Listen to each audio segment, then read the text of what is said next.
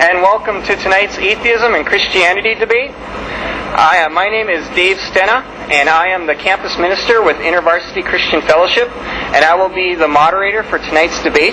And realizing that there's some obvious bias that I have, I will be working hard to make sure that the debate does proceed and is fair and balanced in how it goes. All of you, when you came in, hopefully got this blue card, and on here is the format for the debate of what will be happening and how we will be progressing with the debate. And also on the bottom part is a response card that if you are interested in more information about the Federation Without Television, Intervarsity Christian Fellowship, any of the boxes there, you can check that and put your name and phone number, email on that, and there'll be some ice cream buckets out by the doors when you go that you can put those in. Technical difficulties. Hello. All right. We got that fixed. So without any further ado, we'll get started with the debate. And to start off, each debater will get a chance to introduce himself and tell a little bit about the organization that he represents. And Andrew Bushard is going to start with that.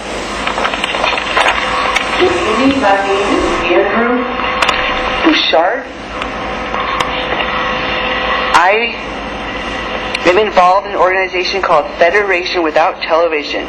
Tonight, I am not representing the organization because the organization isn't atheistic per se. The organization is one I'm involved in. This organization is sponsoring this event. We have general meetings 8 p.m. on Sundays in the library, 3rd floor, bottom floor, ERC, by the study corrals. Look for me. Also, we have public lectures on Monday night, 6 p.m. They are in 256 on a variety of topics. Everyone is welcome, especially single females.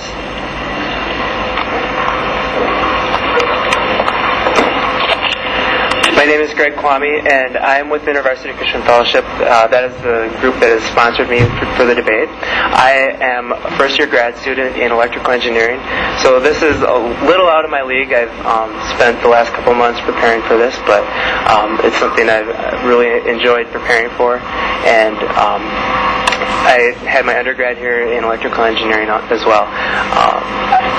Intervarsity Christian Fellowship is an interdenominational campus ministry that strives to be like Christ in character and purpose.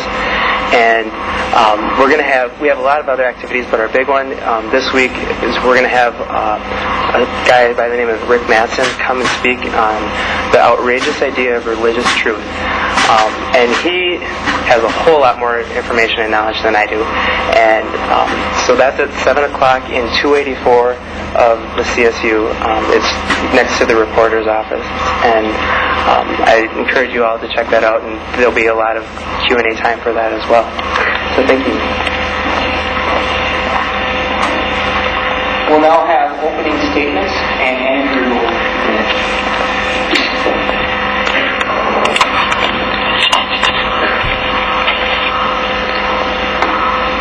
I was born fighting for life.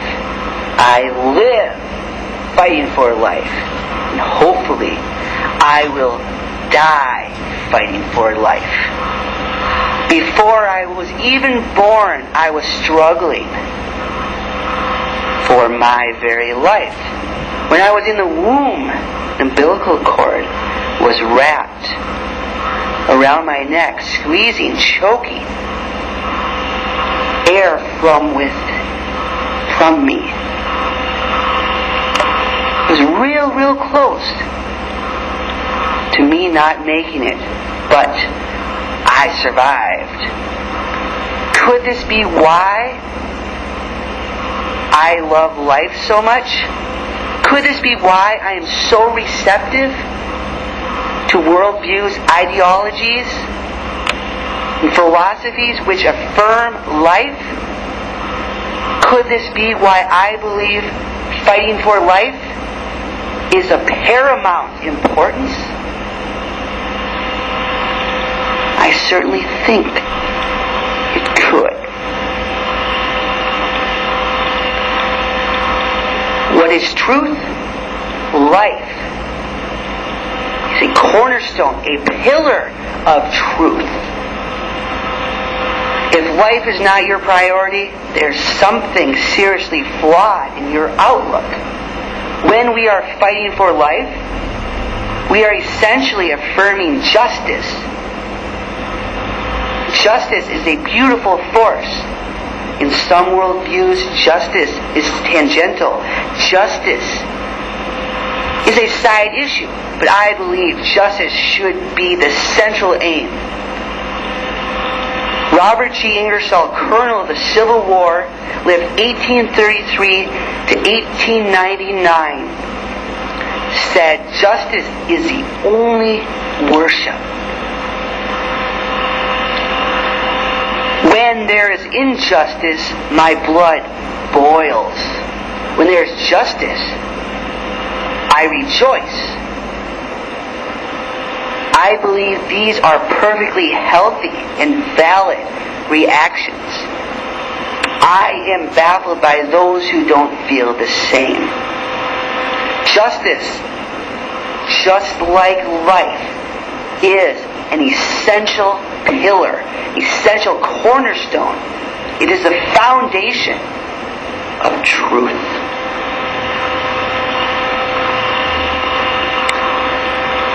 These are what I fight for. Sometimes, probably lots of the times, when you fight for what's right, there will be struggles. There will be difficulties.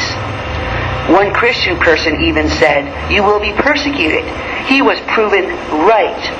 One of the greatest threats to justice in life in our society are poisons, toxins, and pollutants we call drugs. One of the greatest threats in our society is alcohol. I am thus determined to oppose the evil that these industries which sell alcohol are perpetuating on our society. I am thus determined to protest, to demonstrate against this foul, perverse occurrence. Sadly, one day while doing this, perfectly within my legal right, the police officers decided to arrest me. Then they put me on trial. Me on trial. I'm not a vicious criminal. I decided, no, I'm not going to lie down and let you walk all over me. I must fight for what is right. I must fight for justice. Thus, I defended myself in court. I was thus consequently victorious. I was victorious because I had the good powers on my side. I had the Bill of Rights on my side. I had a noble cause on my side. A wise man named John Africa says, "When you are committed to doing what is right, the power of righteousness will never betray you." Some people tell me I'm nuts to say alcohol, other drugs are dangerous. I'm not the one who's nuts. These truths, as they said in the Constitution, Declaration of Independence, are self-evident. It is self-evident to me that these poisons, toxins, and pollutants destroy life. Thus, they must be opposed. We want justice, we must oppose poisons, toxins, and pollutants. There's a great saying by some wise person who says you can judge a society based upon how it treats those in the dawn of life, those in the twilight of life, and those in the shadows of life. What does this say about our society? How do we treat these groups? In regards to the dawn of life, we murder thousands upon thousands before they even allowed to enter the world. In regards to those in the twilight of life, I'm not the first person who would tell you we throw our old people in homes because we don't want to deal with that. In regards to those in the shadows of life, we also fail miserably. What is one of the most popular radio programs out there? Howard Stern. What does he do on that show? He makes fun of people who stutter. Isn't that sick that people consume this garbage? I'm not going to support Howard Stern. I hope you also follow this. A very pressing threat to life in our society is the death penalty. To me, it is very wrong. Many times in our world, there's reason to be cynical. There's reason to boil your blood because of all the injustice. But sometimes, just sometimes, there's reason to rejoice. This happened in 2003, beginning of this year, when the governor of Illinois said, this system of the death penalty is broken. He said this system is classist, it's racist, executes the mentally handicapped, and it executes the innocent people. He says Illinois has a distinction of executing more people, of having to free more people than it's executed. He said this system does not have good odds.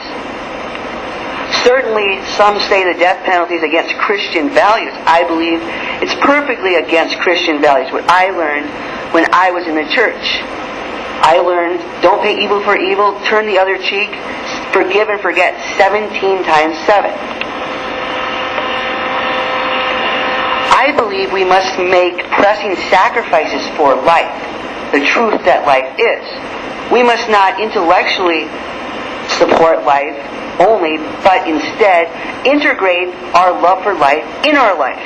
One of the most potent, powerful ways you can do this is by becoming a vegetarian, better yet, becoming a vegan. I can testify firsthand to the benefits of these practices. I highly recommend everyone becoming a vegetarian and a vegan. It will revolutionize your existence. It surprises me. It is shameful to me when I see people who at all costs want to defend the status quo. People who at all costs want to defend our government. Our government which perpetuates lots of evil and injustice. A prime example of this is the Ruby Ridge incident. The government went into Ruby Ridge to seize a man who happened to sell 2 sawed-off shotguns. They thought it necessary to send agents upon agents there to get one man who sold 2 sawed-off shotguns. Even Paul Harvey, the commentator on the radio, who's as mainstream as you can get, had to condemn this. He said it makes our government look silly. He was right. This was a grave injustice. They ended up murdering a 14-year-old by shooting him in the back, who was yelling, "Dad, I'm coming home." They murdered a woman who was holding a baby in her arms. I'm not going to support that type of government.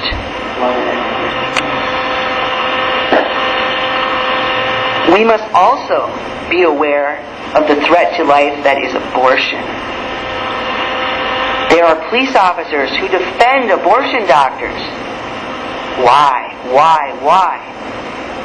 This is a great threat to life. Justice, life, are the cornerstone, are the pillars of truth. There is no truth without justice and life.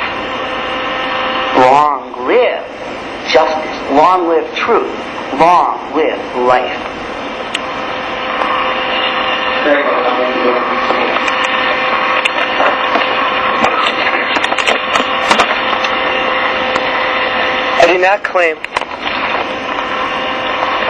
I I do not claim that I will be able to convince anyone in this audience of my view of truth. I simply offer my view and reasons for them as a case that you can choose to believe or not.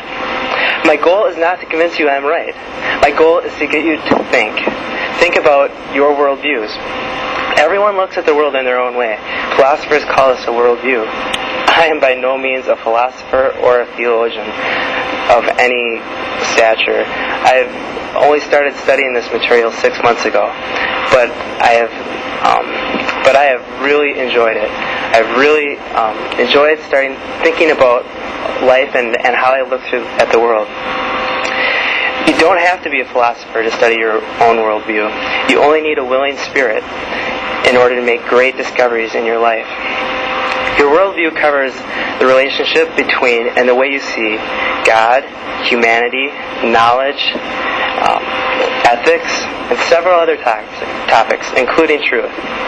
Just as you may believe that there is one God or many gods, or there's no God, or that it's not possible to know if there's God, you may have those same views about truth.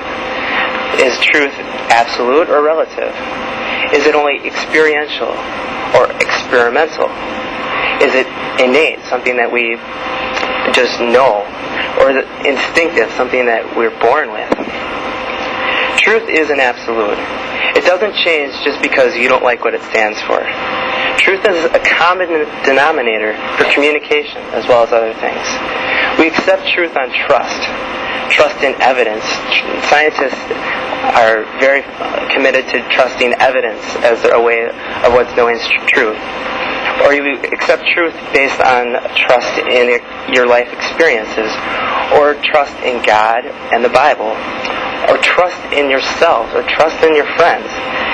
Some argue that trust or faith in God is not rational, but I'll argue that faith and even that trust and even faith in God as a source of truth is not only rational, but is also the best choice. The Bible is a source of truth. The Bible claims to be the Word of God. Despite the fact that it claims to be the Word of God, it is still a valid document. There are so many fulfilled prophecies that have to be reckoned with. I'm going to read a little excerpt from Greg Boyd's book, Letters from a Skeptic, where he talks about the different prophecies that have been fulfilled, and it's pretty remarkable. The Bible contains a good deal of fulfilled prophetic material, which is explainable only on the supposition that this book is God's Word. For example, running throughout the Old Testament narrative are prophecies about the coming Christ, prophecies which were fulfilled in the New Testament. Thus, to give but a few examples, the Old Testament foretells his place of birth as Bethlehem. His lineage from Abraham, Isaac, Jacob, and David, his forerunner John the Baptist, his vicarious suffering and death, crucifixion before crucifixion was even a mode of execution. How is this to be explained? It goes miles beyond chance, would warrant. What is more, there are many other fulfilled prophecies on other matters of Scripture. A noteworthy example is that the city of Tyre was a thriving seaport in the time of Ezekiel, around 580 BC. By inspiration, Ezekiel prophesies a number of things about the seaport that one couldn't have possibly surmised at the time by looking at it. He prophesies that Nebuchadnezzar II, a Babylonian king, would overthrow the city, which was, after a 13-year siege, eventually fulfilled. Ezekiel further prophesied that many nations would wage war against Tyre, something which was fulfilled throughout the next several centuries. He then states most remarkably that the city would finally be totally destroyed, made flat as a rock. That fishermen would spread their nets over where she used to reign, and that she would never again be rebuilt. Who could have guessed this? But, as it was in subsequent centuries, precisely fulfilled. Alexander the Great laid siege to the city. The inhabitants fled to an island just off the coast, which was part of their territory. Alexander couldn't invade it with a naval fleet, so he pushed the debris of the city into the sea to form a causeway so that he could overtake the city. That's the reason it got so flat. Today, Where the ancient city used to be, there are simply some small fishing villages where fishermen, as predicted, hang their nets out to dry on the flat rocks. The city is somewhere in the Mediterranean Sea. Prophecies are very convincing indeed. The historical accuracy of the Bible is second to none. To throw out the Bible based on it not being historically accurate, you would have to throw out other great works of antiquity, like Homer and Plato, and just about any other work written before the medieval times. Jesus fulfilled more than 30 prophecies and predicted his own crucifixion and resurrection. Jesus said, "I am the way, the truth, and the light. No one comes to the Father except by me." Jesus claimed to be the truth and light. A few will argue that he didn't live it. His life is recorded in history by more than just his followers in the New Testament. Non-Christian writers like Josephus, a Jewish historian, and the Roman historian Cornelius Tacitus confirm that Jesus was actually a historical figure who lived, taught, and gained a following that during the early part of the first century. The inspired Word of God, the Bible, is a trustworthy document. Many religions have other interpretations, but I know of no other viable alternative for the explanation of who Jesus Christ was. Jesus was the Christ. He taught truth, and he was a living example of what truth was and is. Jesus' claims have an important place in history and society, and if truth, especially absolute truth, is an important part of your worldview, then Jesus Christ should also be part of your worldview. Thank you.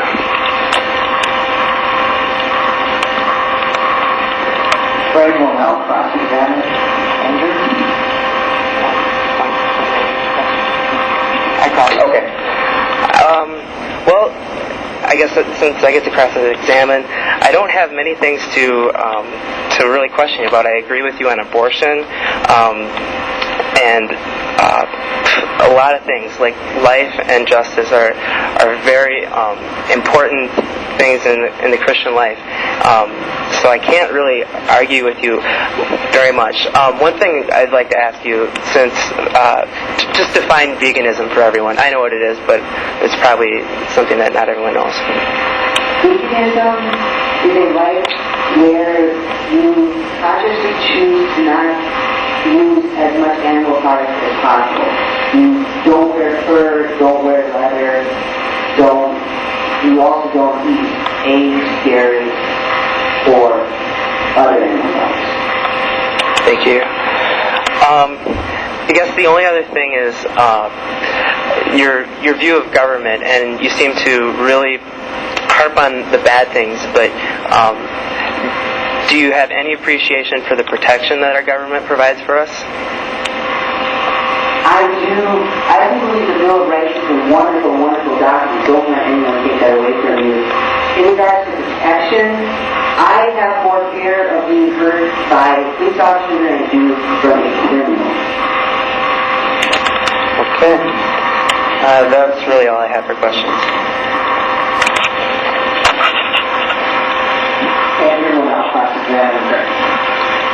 Greg, should we as a society base our decisions upon what the majority of the people think is right? Then you would have to say democracy is not a good system, because democracy is based on what the majority of people think is right. Do you believe it is okay to bomb a nation if we're doing it to ultimately preserve life? Yes. Do you believe abortion is wrong?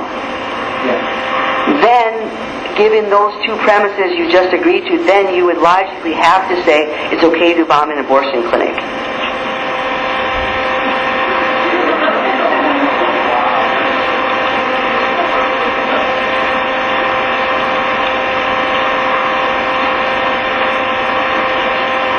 The difference I see there is that bombing another nation, well, first of all, an abortion clinic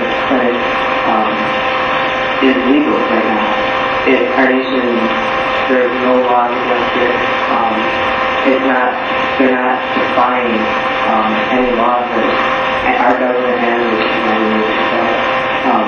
but in the case of finding the nation, there's usually some very good reasons for doing that. Namely, the fact that they're violating many, many laws that people agree to. Are you thus suggesting if it's legal, it's right? No, but I am suggesting that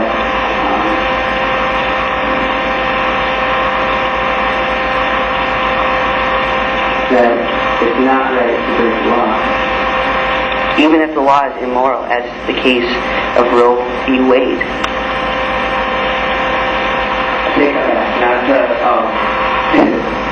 Breaking the law to a certain extent. I do not condone or condone abortion, but I cannot say that I would break the law just to when I don't see a lot of positives to breaking the law. Do you believe we tend to value more what is scarce rather than what is plentiful?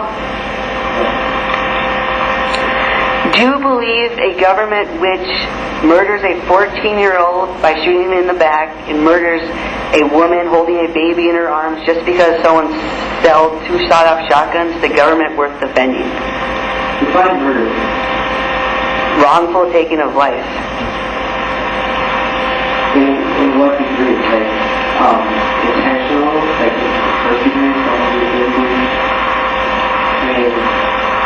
I don't think that the police, walked up to the 14-year-old kid and shot him in the back. It wasn't anything planned out. It wasn't, I would have to assume it was an accident. If it wasn't an accident, then I can't say that. I guess I don't see that as a murder. I think there's involuntary manslaughter. Do you believe a government that puts me on trial is a government worth defending?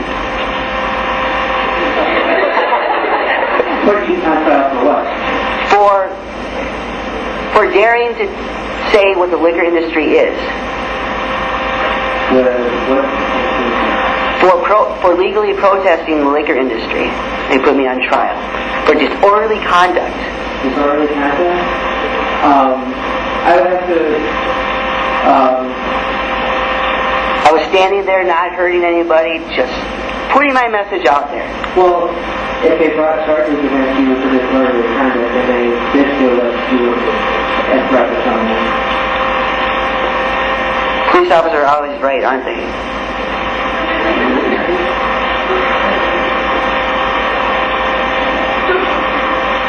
Do you believe politicians ever lie? Thus, could they be lying about the wars we fight? Yeah. Do you think the death penalty is in contradiction with Christian principles?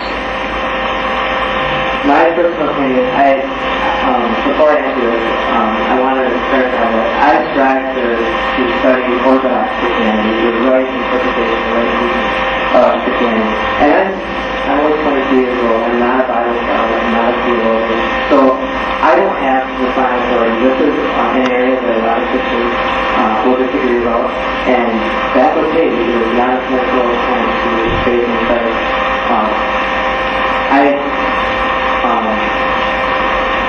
The question of do I think the death penalty falls in line with Christianity. I see, when I read the Bible, I read through the Old Testament, and I see judgment. I see that God is just, and I see that since God is just, He has to punish wrong. There has to be an atonement for wrong. There's a price to be paid. So I do personally, I do support the death penalty. Even when it executes mentally retarded people? No. The death penalty is not universal. Like, I can't just say, in every case that the death penalty is appropriate. There's not a lot of cases. But I can't say that it's inappropriate. Okay. In some cases. Do you believe the Christian churches who fought for prohibition back in the day were doing good?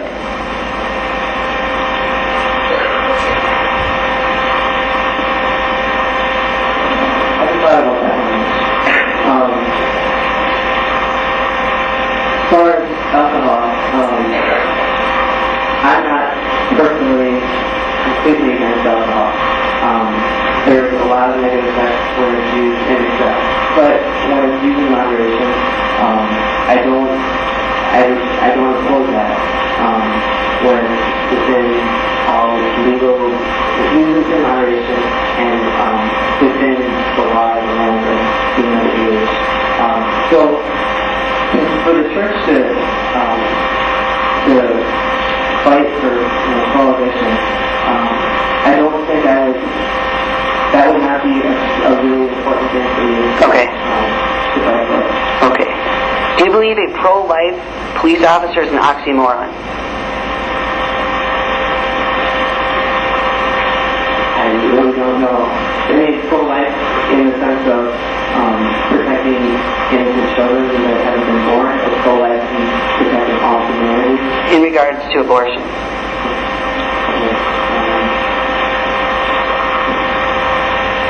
Sure, I put the police officers believe that we could try to protect children, innocent children as possible. Don't you think you would find out real quickly how pro-life any police officer would be if you try to stop an abortion from happening?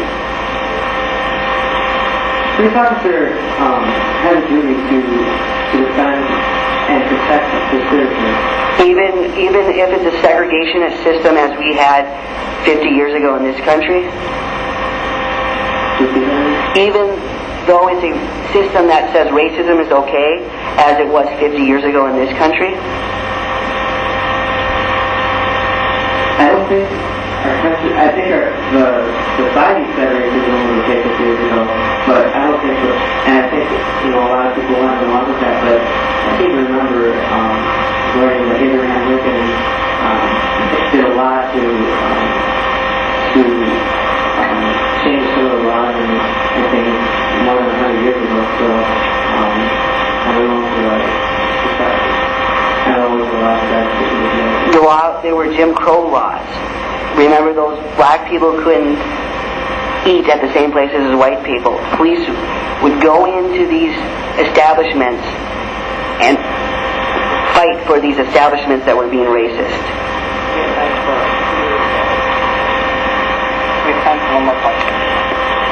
Greg, do you believe that it is possible that any atheist has even a shred of morality, happiness, and meaning in their life? Absolutely.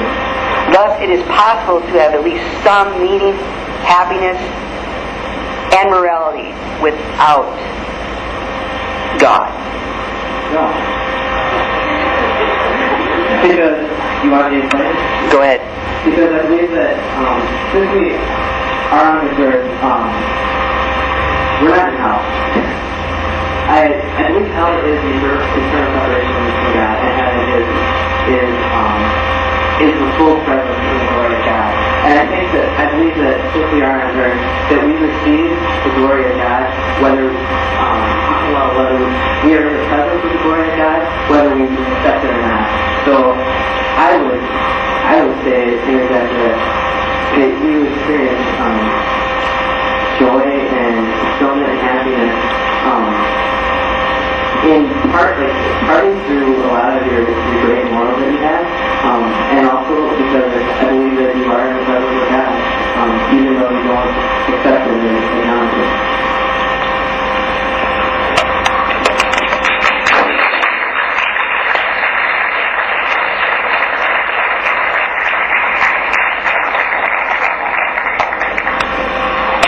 We're now going to take a 5-minute intermission, and then we'll be setting up and have a time for audience questions.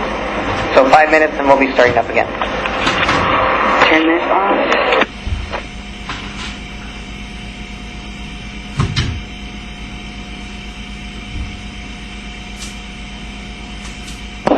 And this is a time for you as an audience to ask questions of our debaters. And you can ask questions. They will both respond to every question, but you can ask the question specifically to one or the other, or to both of them. And what we do ask is that you actually ask the question and not have it be a time for you to make a point to them, but to ask them something. So, would anyone like to start?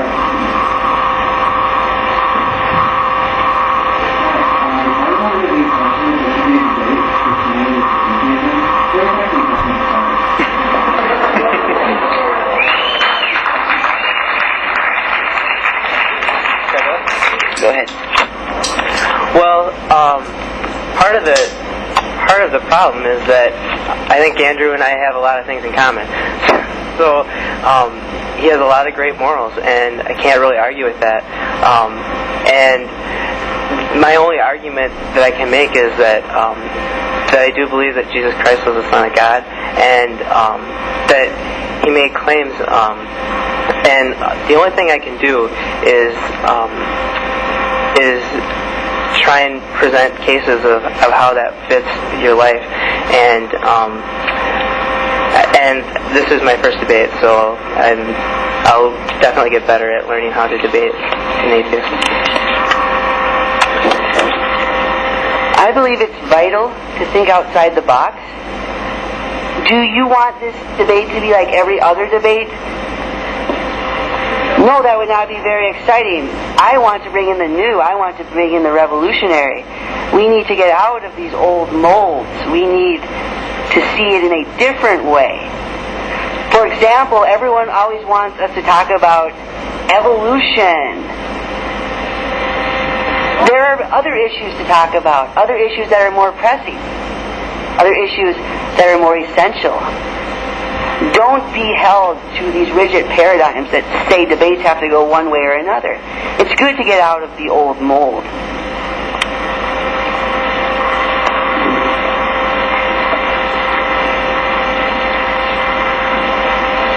This is kind of hard, if someone here didn't know what atheism was, they would have no idea what we got for. So you didn't say anything against Christianity. I understand, I totally believe a lot of things he said. But right, he had proof, books. He had all this research about, why there is a earth, there is a God. He has the proof and stories. What proof do you have that there is a God? The question you're asking is assuming I'm trying to prove there is no God. This is very important to address the definition of what atheism is. George Smith addressed this perfectly good in his book, Atheism, the Case Against God. George Smith says there's two types of atheism, strong and weak atheism. Strong atheism is the type that says there is no God. Weak atheism is a type that says I do not believe in God. He says the difference between these two is one's overly confident because it's making a declarative statement there is no God, while the other one is just saying, the God that you have, I don't believe in that. If you show me a good God, I will believe in that. Atheism has thus been defined as a lack of belief in God. Do you want to say anything? No.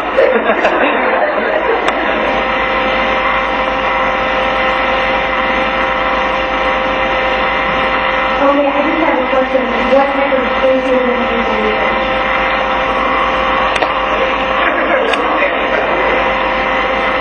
I would be a weak atheist according to George Smith's definition. Okay, you just believe, you don't believe in the Christian God or the God of the Bible. Sure. Or Zeus or Allah.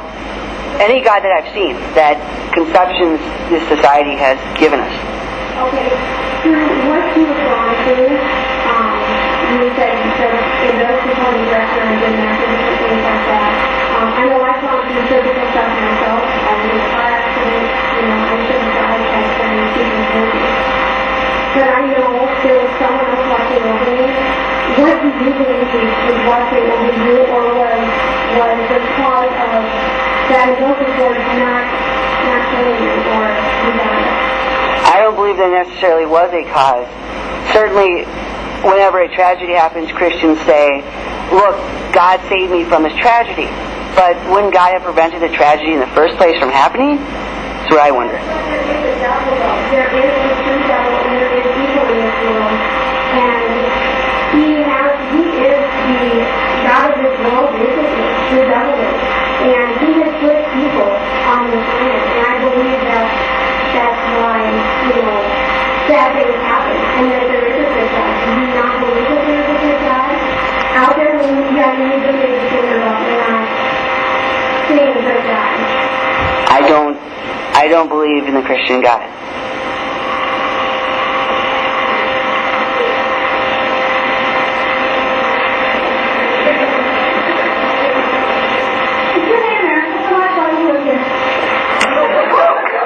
I assume that's being asked to me. You're also assuming I hate America, which I don't. I think the Bill of Rights is an excellent document. I just refuse to accept mediocrity, evil, and injustice. If our government is doing that, I'm going to say so. You could have said that to Martin Luther King Jr. He was speaking out against the government all the time. Why did he live here? I don't hate America. I hate evil and injustice.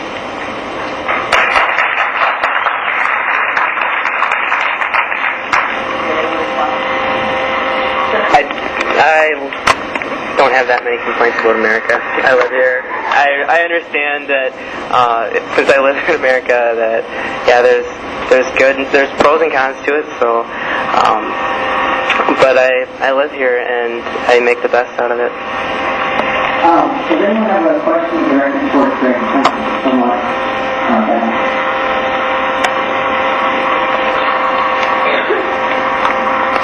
This debate is theoretically about Christian perspective of truth and religious perspective of truth. We've been here about a half hour. Could you tell us whether you think absolutely truth is an absolute? Yes, I do believe that truth is an absolute. The idea of relative truth to me doesn't make any sense, because I see truth as being something that is common, that it's something that you use to communicate with, and it's something that if we didn't have any truth, if we didn't have an absolute truth, it would be hard for us to really have a meaningful conversation, because we could each be flat out lying, and what's our conversation? I think that there is an absolute truth, and there are many sources of it, and one of them is the Bible claims to have the answers, and it makes strong claims, and it's backed up by more than just evidence, but experience and several other things. So I do believe that there is absolute truth, and I do believe that a very important source of absolute truth is the Bible. I also believe in the phenomenon of absolute truth, but I don't believe it comes from the Bible. I believe a wise way to live is the way a man named Herbert M. Shelton said, is to live in harmony with the laws of nature. There are a lot of people with hands up, and I'm not going to be able to figure out who gets the hands up first, so we can start maybe having a line in the aisle here that would form. That would be very helpful for me. Alright, this question is for Greg. Greg, you are for the Bill of Rights, right? Yes, and for the... I'm sorry, I called about 30 minutes and the head is moving there. Okay, well, it doesn't matter. Sorry, Greg, I like what you said. Alright. So, you're for the Bill of Rights, right? Sure. according to that Constitution? I have issues with the other part of the Constitution. Okay, those things are the rights. Those are the rights that are in us, correct? Sure. Alright, then, if you get that, someone would say the Fourth Amendment away from you, or the Second Amendment, the First Amendment away from you. Certainly. You also say that right now we do have the right to abort a child if we need to. Do we have that right? About it? Then say yes or no. Legally, we do have that right. Legally, we do have that right. So what gives you the power to the public? Why do you feel that we should be taking this right to not necessarily take someone's black life or the pro-life, why not be pro-better life? Instead of having kids whose moms had them when they were 14 or 15, whatever, were raised, whatever happened, and they grew up in a bad home, but in the kids have been to this mental society that you're afraid of. So, can you explain that? You seem to be suggesting it's better to kill someone than to let them live a life which may not be the best. But I believe that is wrong because life is paramount. It is key. Faith, according to the dictionary, is defined as someone who some organism or cell that lives in another organism or cell doesn't do anything for it, it just eats off it. Now, I know I'm not a doctor here, but I'm pretty sure that when a child inside of you, that all it does is hang around in there and eat up. Now, therefore, we're trying to get rid of it. If somebody gets a test that they get sick, and in no way am I saying it's a test that you sick. What I'm saying is that to some people, it's a child. Some are going to be able to afford, some are going to be able to live a life that suits them. To other people, it's something that happened on accident, whatever, and it's a caretaker, seeing out them, almost killing them in a way. So, I don't believe a child is killing a mother by being in her womb. That is abhorrent to suggest.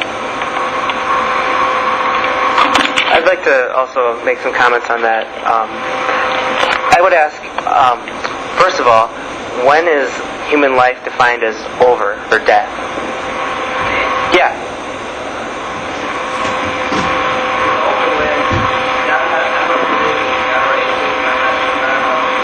there's not enough proof or anything to see it, but I think that life's over when the heart stops beating, the brain stops working. So it's over when the heart stops beating and the brain is not functioning. Is it fair to say that life begins when we do have a heartbeat, or when you? I don't believe life begins until you're living. Like this opposition, I know that if you let a child afford somewhere that's up, planning to die. But I'm saying that in terms of it doesn't feed off you the way that the thing or child inside of your womb does. But that child will, even when that child is born and is considered a human life, within the first few days, it is still dearly dependent on its mother for food and care. I do agree that it is very dependent, but it's not being on the top being a person, it's not taking nutrients from the person. It's not taking. No, the child functioning is not. But it is. Okay, I was going to shoot you. I guess I'm going to just throw my opinion out here, that I think the most important thing about abortion comes before that in being responsible. That when you're old enough to be able to bear a child, to have sex, to be responsible about that.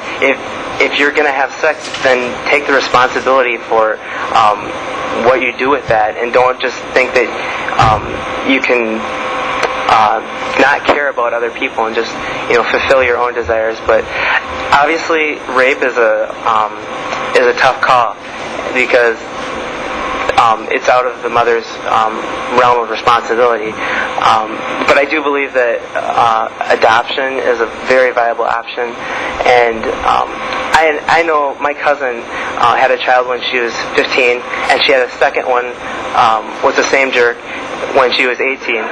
And I am blown away because she is a wonderful mother, and she has 2 great little boys. And it doesn't have, just because they're 15, it doesn't have to ruin their life. In her life, it maybe was one of the best things she ever did, even though it was a mistake.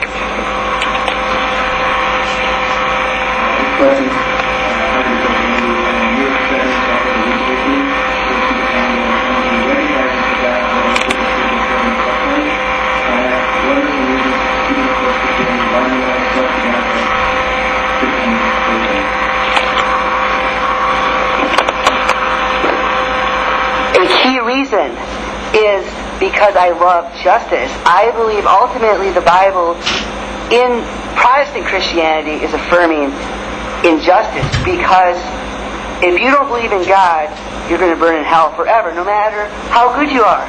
I don't believe Mother Teresa was a Protestant Christian. Looks like she might burn in hell. I think that's unjust. May I have your attention, please? Mohammed Quasar, All-American Towing, is waiting for you in lot 11A. I repeat, Mohammed Quasar, All-American Towing, is waiting for you in 11A. Thank you. Any response? No. Okay, there were a lot of arguments made about cops in society and how you consider them or you consider criminals. Do you think that a cop should have an opinion about a law that they could be pro-life and still, defend abortion things? Do you think that a cop can have an opinion against a law but still uphold something that's higher than them, the greater the law or the woman? I believe it's possible depending on how we're using these words.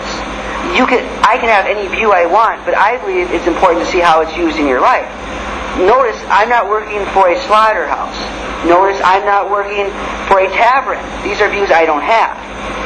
I can say I'm against a tavern but work for one. That's why we must integrate it into our life. So the police officer is opposing abortion, yet they are arresting people who are heroes because they are willing to stand up to these abortion clinics, like Joe Schreidler. Then the police officers are essentially saying through their actions they're not as pro-life as we think. Well, there are some things out there, like laws, that I personally agree with, but I don't agree with the laws, but there are some things that are out there that I don't think should be ruled that are good of the people in general, society.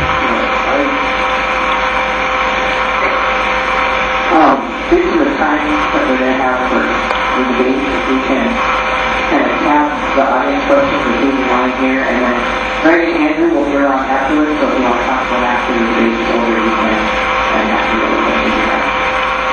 Okay, Philip. First of all, I just want to thank you guys for coming out here and having a wonderful debate, regardless of what people say here. And just to keep in mind, whatever is said between anybody, including you, so, smile and not, but with that in mind, and I don't want to bring this, it shouldn't really be a pro-life versus pro-choice sort of argument, but, very old. I was just wondering about your guys' view as far as, say, youth conception, and where you regard life and pro-life. And you say you're pro-life, but it's such a vague definition when you say what it's like. And I was just wondering, when it comes to, say, in the case of, say, Thomas Aquinas, I think that was, he was the one who had said that life began to say that in the cell of the sperm and the egg joining, therefore it's homunculus. And that's what he called it. It was homunculus. And it was essentially the person who told me. I was just wondering, technically you could say that a sperm is alive. You could say that an egg is alive. And when they have menstruation, men have millions of sperms that never make it. And I was just wondering what your view was about what constitutes a human life. And yeah, so I'd like to rebound and thank everyone else for coming tonight. Also, if anyone takes off before, I understand. But thank you all for coming. I would have to say that life would begin at conception. That to me seems like a sperm by itself is not going to produce a human life, and an egg by itself isn't going to produce a life. But once those two join, then there's a shot, and I'd have to say that life begins there.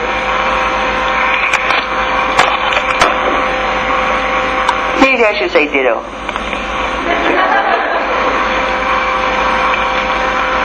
Okay, so if there's these two elements, but there are other elements that are needed to produce human life. So say nurturing, actually, there's already working to go around, so you think that Timothy Williams Center or somebody who's a pro-choice advocate to fly on but somebody who is knows a lot about the subject, I guess, to be able to debate them, but I was just wondering, you can use that argument for a lot of topics. I mean, in the case of what makes a human being, about at what point it develops. And I was just wondering, would you say that there are other elements other than just the joining, that would actually create sperm? All right, create human beings. You mentioned that there should be a debate from people from the Women's Center. Funny you mention that, because I approached several people from the Women's Center, Women's Studies Department, National Abortion Rights Action League. They were unwilling to debate, but Greg here was so great that he would debate. Last year, Chris Wagner also debated. That's really good. In regards to your question, could you repeat it? Was there anything else that you needed besides just the sperm and egg? You certainly need more for it to flourish, for it to survive. If you have a sperm and egg out nowhere, it's not going to do anything.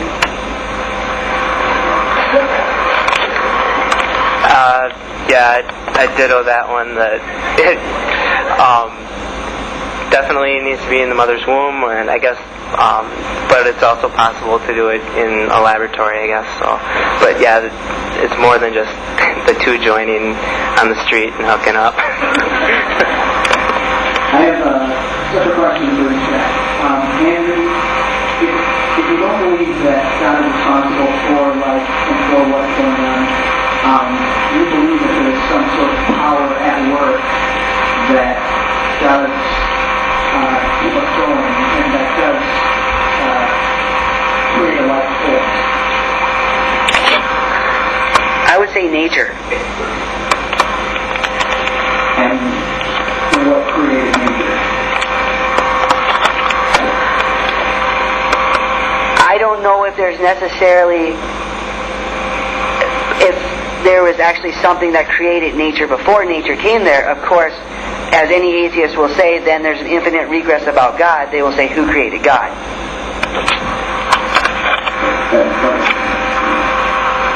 Yeah.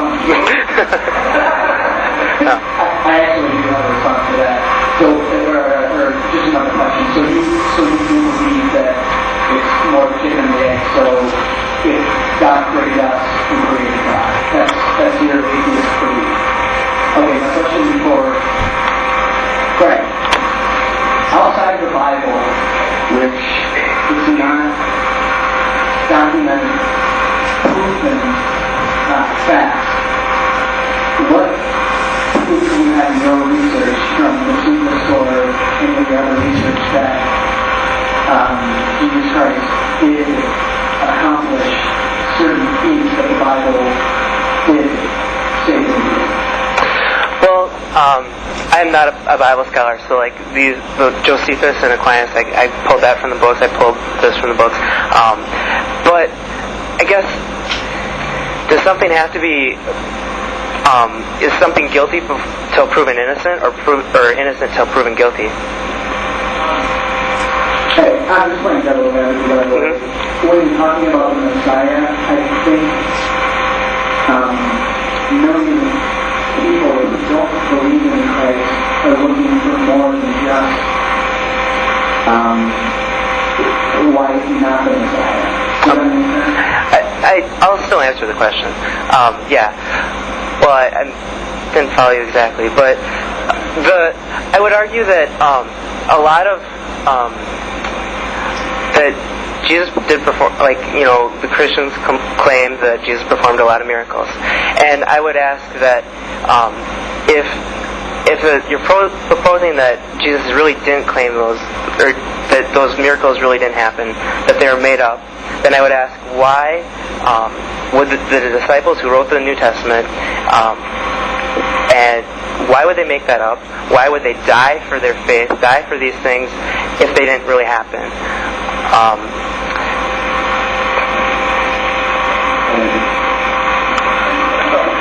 Alright. Okay, so those of you, I know you touched on that phrase in the interview, but is abortion ever okay? Or like, what is that?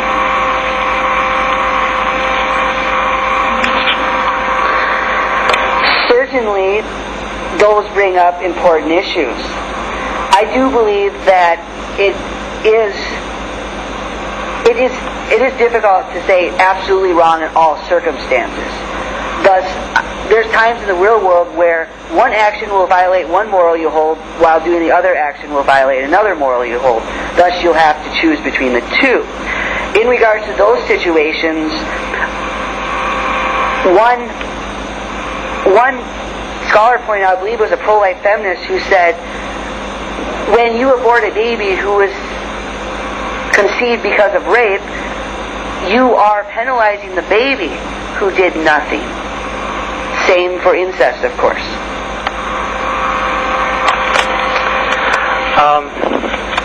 It's a difficult question, and it's hard for me to. I'm not a woman, so I don't have a lot of right to say that. Women obviously have more say in that. I personally, my character and the character that I would hope other people would have is to put other people before themselves. And so, in the case of rape, I would hope that the woman would be strong enough and would have enough support to carry the child to term and put it up for adoption. So that's the moral side of it. As far as a law,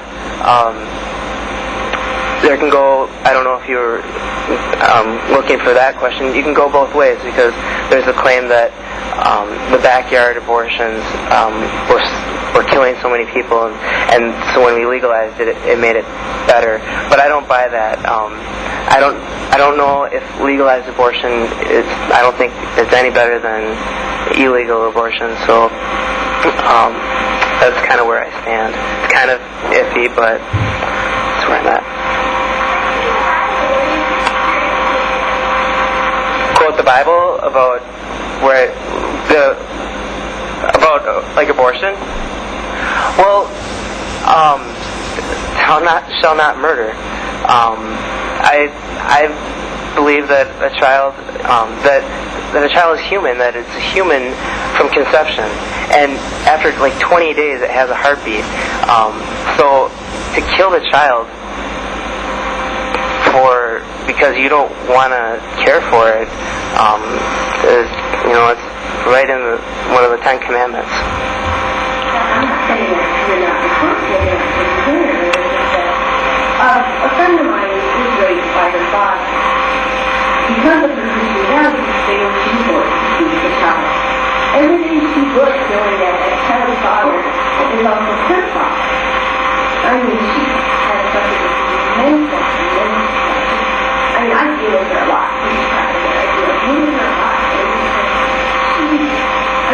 She's about 5 now. Because she had him when she was 15 years old. And so it's like, I don't know, I myself am so sure, because I think that's a horrible thing to do to someone.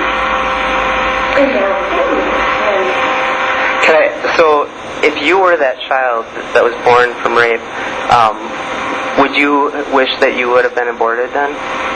Truthfully, I would have, because that kid was really messed up.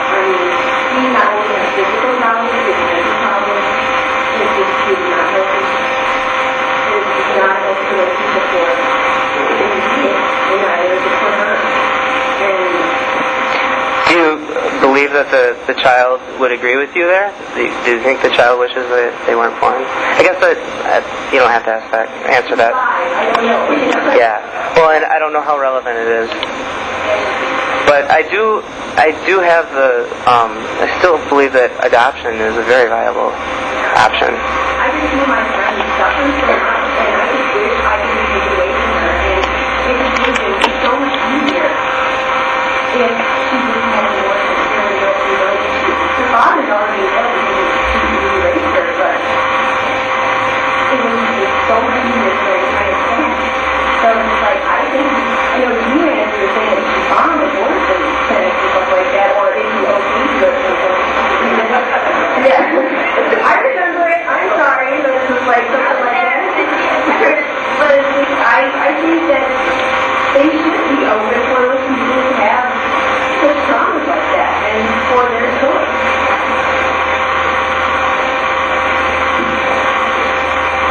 I don't really know how like the whole abortion thing came up from the whole perspective of religious beliefs, because abortion in itself is a debate and it's something that really get involved, but I'm really glad you guys can kind of did the whole abortion and that. But I have a question. Say that abortion is illegal and we're talking to nobody got an abortion illegal. You guys seem like both pretty against abortion. So, say nobody got an abortion. But, everybody has a kid. But they would have to go on welfare because they wouldn't be able to afford it. Is it really fair and then just to both sides from, you do to, if the taxpayers have to pay for it, everybody else is going to pay for the child, children? A matter definitely needs to be corrected before I respond to this very good question. I did not say an abortion clinic should be bombed. I was asking Greg if it was okay to bomb an abortion clinic. I was getting at the fact if someone thinks it's okay to bomb another nation, then logically they would have to say it's okay to bomb an abortion clinic. I believe both are usually wrong. In regards to your question, should taxpayers have to pay for mistakes people make?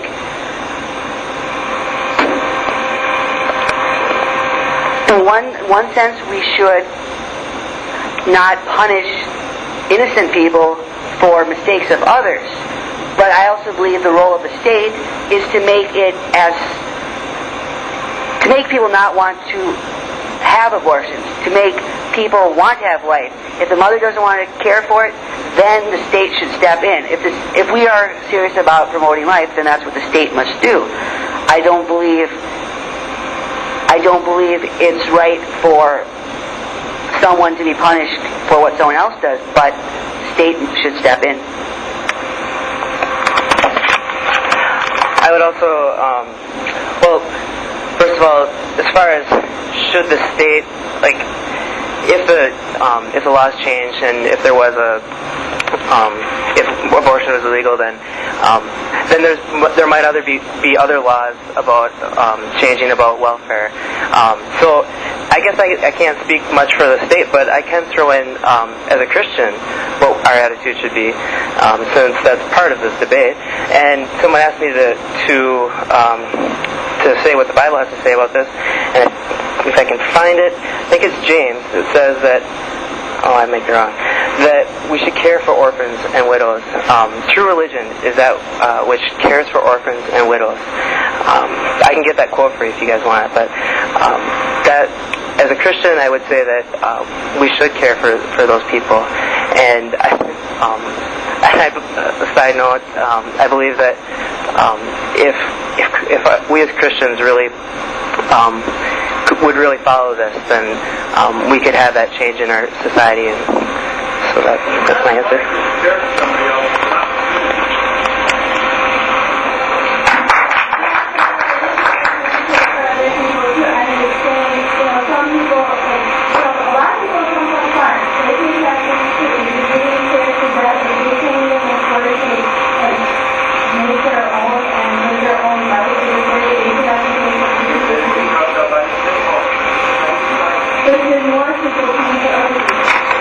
I'm not saying that it's right or wrong. I'm just saying, is it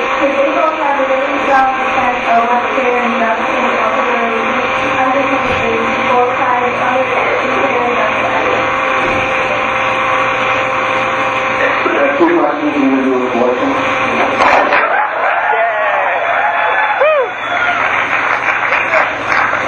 First one's more directed to Andy. First of all, you need that, right? Absolutely. But you've also talked about right and wrong, and you talked a little bit about good and evil. Where does that come from for you? Quintessential question asked to any atheist. My answer may differ from the answer of those other atheists. As many of you may not know, I am not your typical atheist. My answer to that question is the laws of nature. I'm still having a hard time understanding what's talking about the laws of nature. I mean, I look at nature and look at animals, and animals that are young sometimes. They do all sorts of things that, what you say would be wrong. So how can you say that you agree with the laws of nature when the laws of nature don't agree with what you say? The laws of nature, many people misunderstand them. We need to listen to what Herbert M. Shelton said. The laws of nature are what will lead to happiness, because if you eat 30 hamburgers a day, there's a law of nature against that. He has told us as a society, when we betray the laws of nature, when we put death and pollution in us, as we so often do, we will thus lead miserable lives. Look at health problems we have in this country. It is because people are not following the laws of nature. I don't think you really answered the question. Rephrase the question then. Where do the laws of nature come from? Where do the laws of nature come from? I mean, why? How do your views agree with the laws of nature? And then we can all look at nature. We've seen nature. We've seen the Discovery Channel. We've seen all that stuff. The pet, whatever. And they do, things that we would say are not appropriate as human beings. So you're saying you agree with the laws of nature, or are you not saying that what we're seeing with animals and plants, whatever, that's not the law of nature, or what is the law of nature?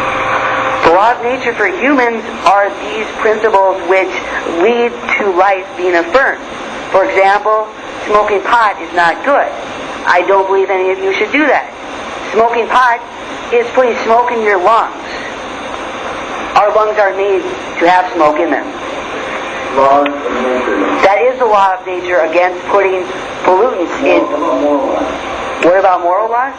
Those come from nature, because nature depends on what is life. Survival of the fittest, so we can kill off everybody. I didn't say survival of the fittest. I said life. Survival of the fittest is not necessarily life. But that's the way nature works. I would disagree. Okay, I'm going to go on. Second thing, do you have a response to this? No. Alright, second thing, my guess is you do not believe in Christian God because, at least I know you said, so you do not believe in Christian God because you're just God. Correct? This is Andrew, right? I believe lots of what I have heard, read, does not lead me to believe the Christian God is just. In the Bible, it talks about the reason like this just God. A couple things about that. If we have a righteous just God, first of all, he's not going to lead our life short. Right? I mean, how would you not want God that would lead your life and make you do things that you want? Because a righteous just God is not completely going to lead your life like that, right? Not necessarily. Can you ask a question? Whether it's or not, would a righteous just God bring you to the presence of the Almighty God?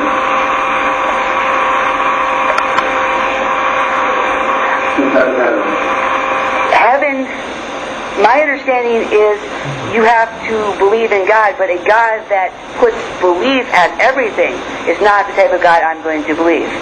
One atheist debater said maybe God rewards atheists over Christians because atheists have the courage to doubt God. Christians also got that.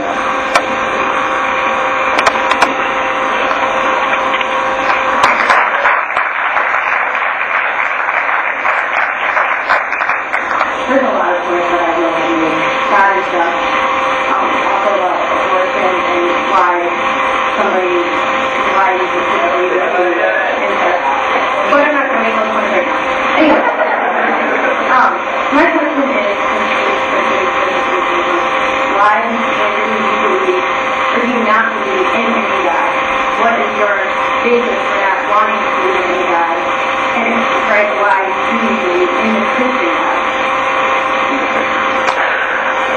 believe in the Christian God because I have not come across anything better.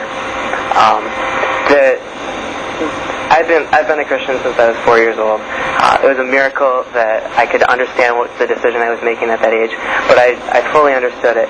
And so I have a bias, but I also done a lot of research, and I believe in God not because of the research. I couldn't read these books when I was 4 years old. I believe in God because it fits.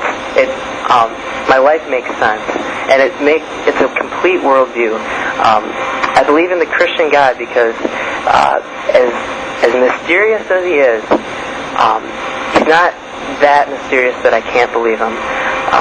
And there's enough for me to believe, and it's been just a fantastic experience learning more about God, and I haven't come across any problems that I couldn't tackle with God.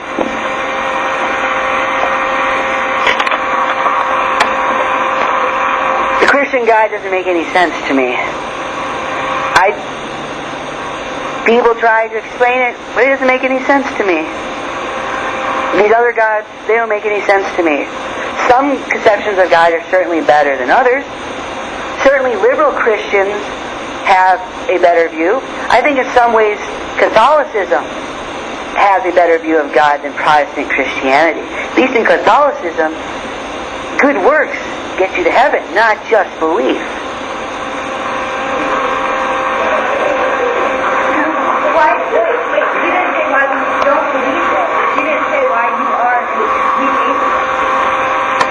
I did say because I don't. Those gods were good. Yes, that's what atheism is. Atheists will tell you that atheism is not in itself an affirmation; it is a negation.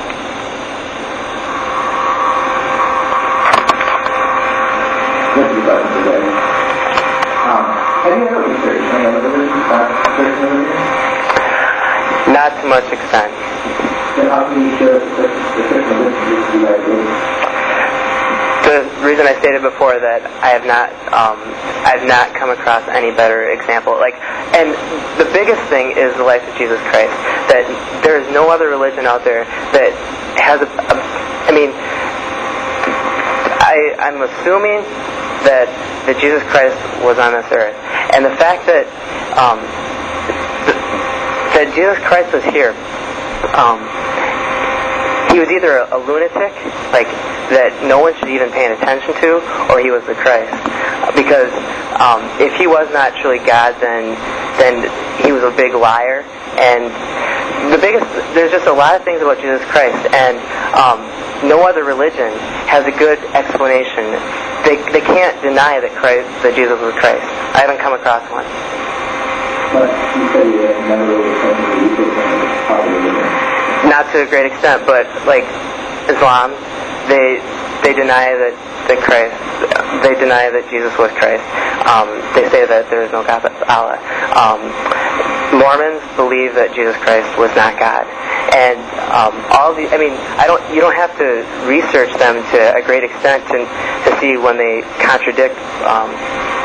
When one of their biggest things is a contradiction that Jesus Christ was God. Yes.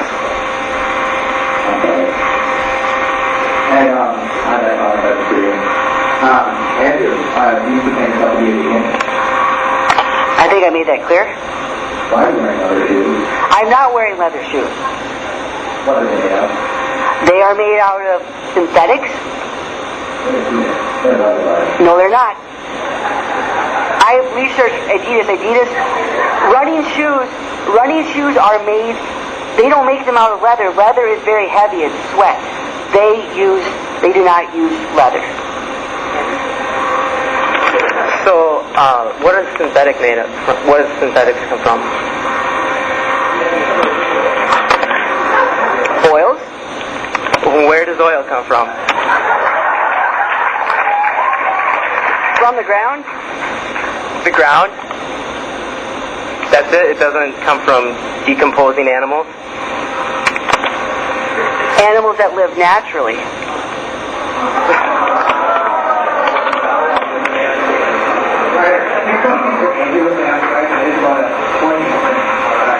But usually you're pro-life. You say you don't believe in the government. So would you go against the government to, let's say, bomb or harm abortion? No, I made it very clear. I do not support bombing abortion clinics. I'm not a violent person. Consistently, in my worldview, is life. I would not believe in bombing an abortion clinic. I do believe there are heroes who are willing to stand up and prevent abortions from happening. So you don't accept. You're saying it's right. No, I'm not. I'm saying it's right. I'm saying the heroes are the people who non-violently protest abortion, that they get in the clinics, they stop abortion. What? Joseph Leitler. Bomb abortion clinic? Certainly not. I would like to see evidence if there was. He did not. He's a good Catholic man. And I'm sorry, I'm a law enforcement major, and I want to ask you, would you not have asked for disorderly conduct for protesting? Where were you protesting at? I was protesting a liquor shop. Where were you standing? I was standing on the sidewalk, the public sidewalk. I was found not guilty, too. Was it a case or did you actually go to trial? Go to trial. I defend it myself. I got the transcripts that should be coming. I should get them pretty soon. I got the transcripts pretty soon coming to me.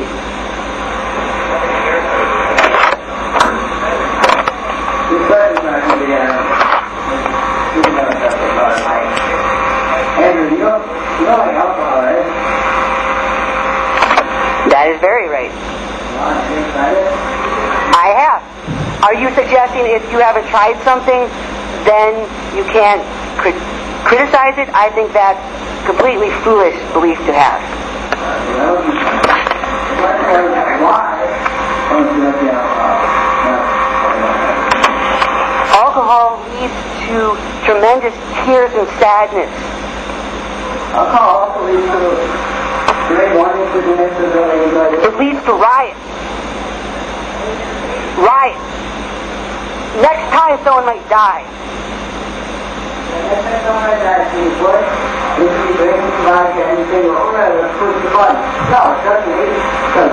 Yes, it does. Look at all these people who have to... No child deserves to live in an alcoholic home. No child deserves that fate. There is very little good that comes from alcohol. Alcohol is evil. It's a poison. How can the poison is doctors even recommend you have a small amount of it? If doctors say it, then it must be right. Well, no, you're a vegan, correct? I am. You just said a doctor say it. Yeah, you're right. In the podcast will tell him. But, how do you feel the fact that you're not even eating anything like that and drinking a lot of soda things that don't take you any? Looks like I might need. I am a runner. I run frequently. I don't have any problems. I run marathons. I'm not either. As a vegan. I wasn't trying to get into that. I was just trying to get the point that... That you think I'm skinny. No, not that. I think it's skinny at all. I wasn't skinny.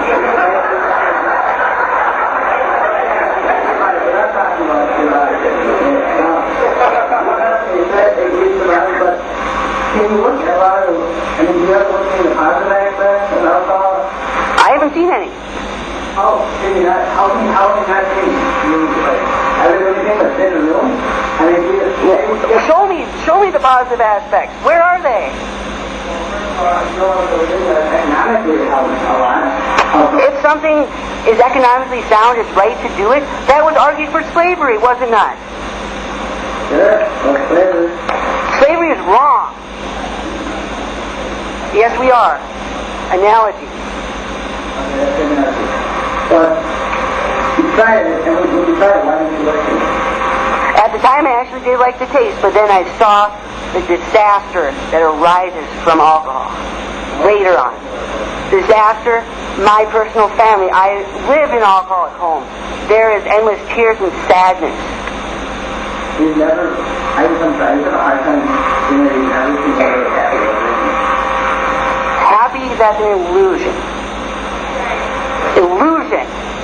We need to be more concerned about the sublime rather than the hedonistic.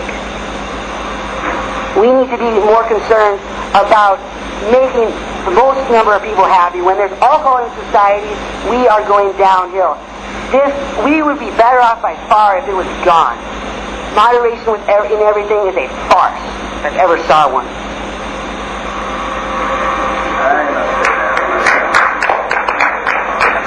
Thank you so much for your questions. And we're going to have closing statements now. And Andrew begins with the closing statement. Truth, the pillar of existence, we must take some crucial steps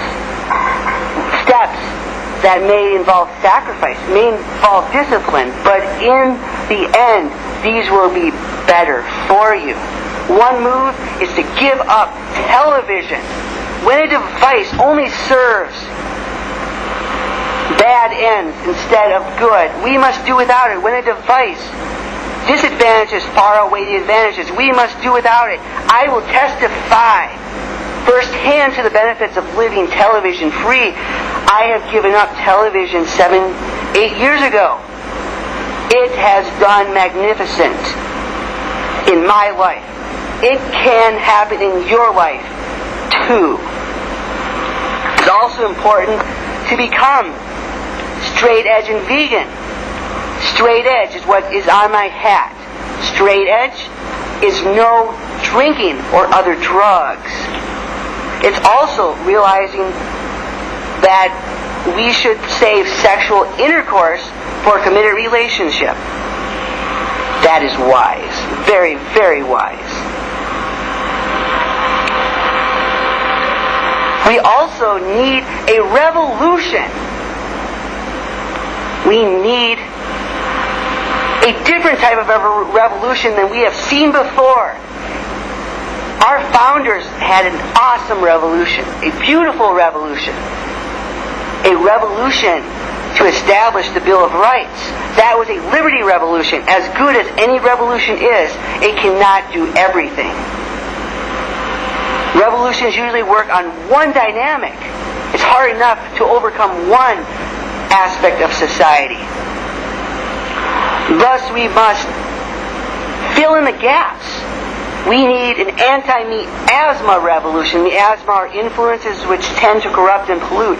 We need to put purity, the sublime, over the hedonistic.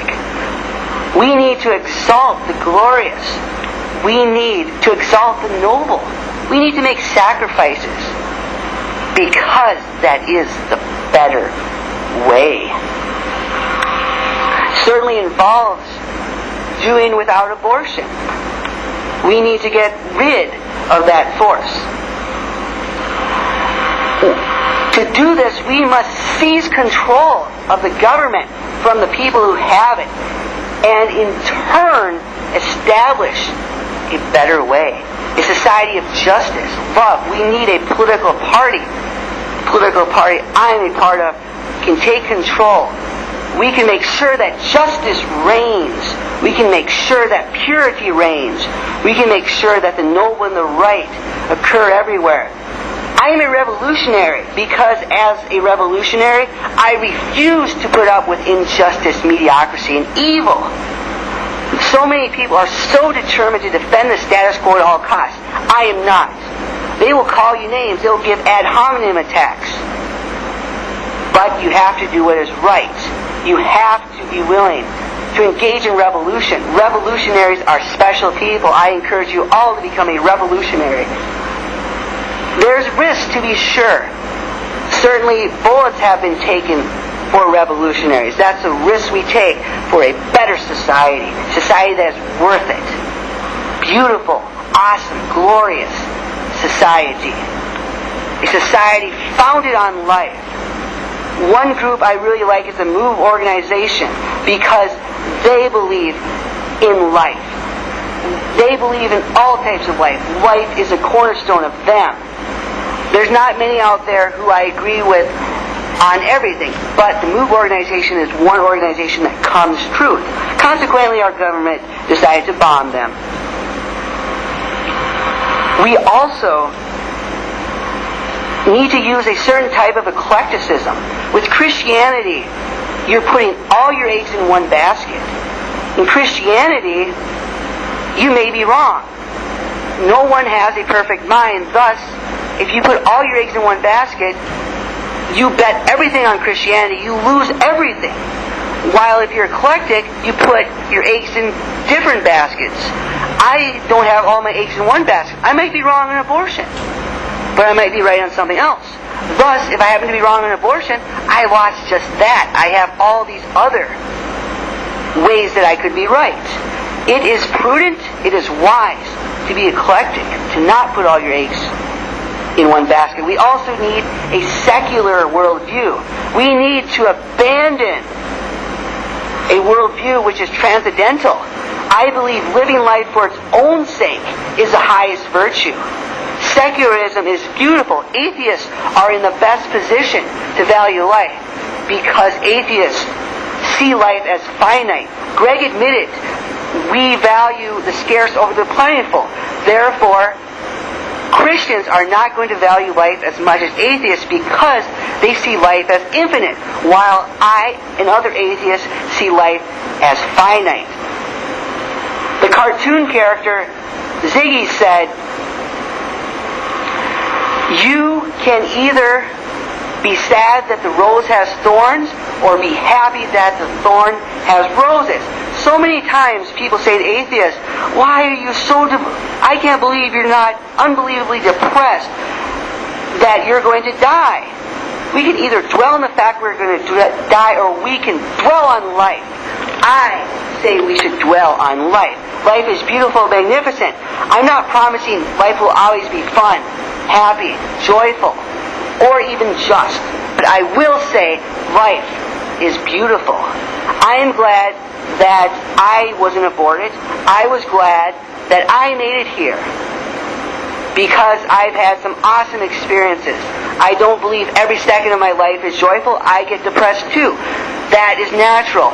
You should get depressed when there's injustice, when there's a government that shoots 14-year-olds in the back, a government that shoots a woman holding a baby in her arms, a very strong woman. In order for this to happen, we need a revolution. We must overturn the current society, the current status quo. I choose that because I don't want to put up with mediocrity. I don't want to put up with evil or injustice, which happens too much these days. A revolution is beautiful. The saying is, revolution is the only solution. Think of the possibilities. Think outside the box. Think what can arise when revolution dominates our days. Revolution. Revolution. Let that be your mantra. I am willing to engage in this anti-miasma revolution. I encourage you all to hop on board. It will be magnificent. It will be beautiful. It will be fantastic. Long live truth. Long live justice. Long live life.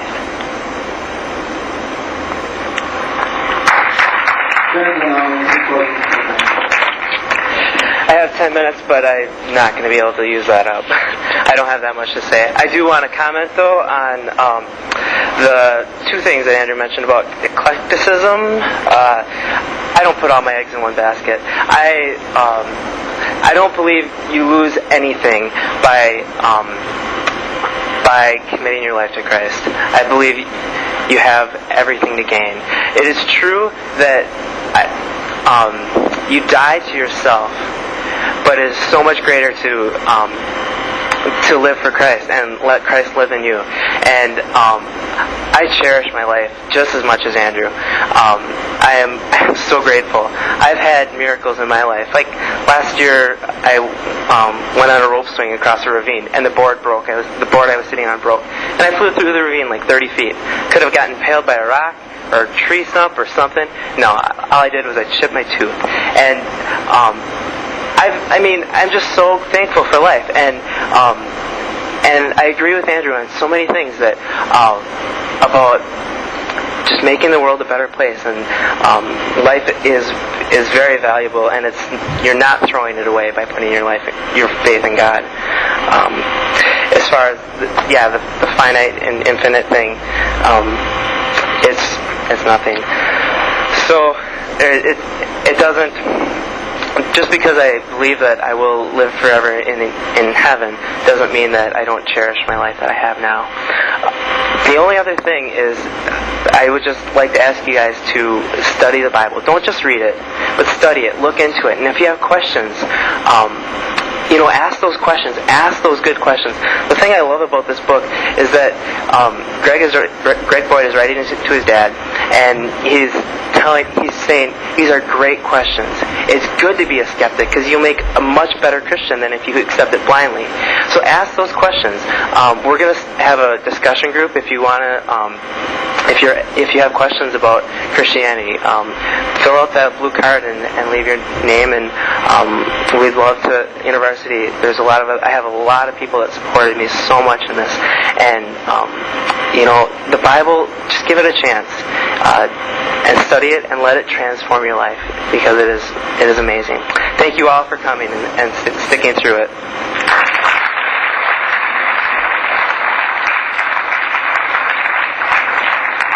Thank you for coming tonight, and Greg and Andrew will be up here if you want to ask some more questions afterwards.